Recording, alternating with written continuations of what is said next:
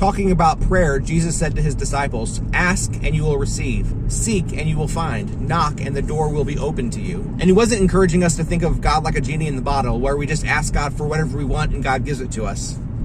That's not how God works. But rather, he was speaking about the boldness that we can have before God. God desires that you talk to him in prayer, that you ask for things from him in prayer, that you trust him to give you exactly what it is that he wants to give you. But sometimes we have not because we ask not. Sometimes instead of asking God for the things that we need, we try to get these things for ourselves. And it's not that God wants us to ask and then not work to get things, but rather that we should see him as the source of all good things. Every blessing that we have comes from God. And sometimes we're so consumed with trying to get things for ourselves that we actually do things that are counterproductive to God blessing us with things. Sometimes in our greed, we try to take things for ourselves, and then other people see our greed, and then we don't get what we need.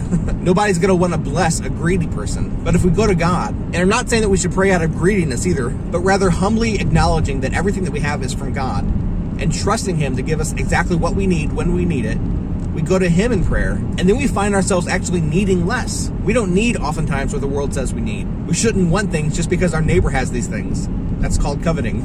But if we start seeking Jesus and his righteousness, asking God for it, seeking after it, then God gives us not all the temporary pleasures of this life, but something eternal, Jesus himself. So I'm not saying you can't ask God for stuff. However, the most beneficial thing that you can ask God for is to know him more. Seek to know the Lord, and you will find him. God bless you. We'll see you again tomorrow.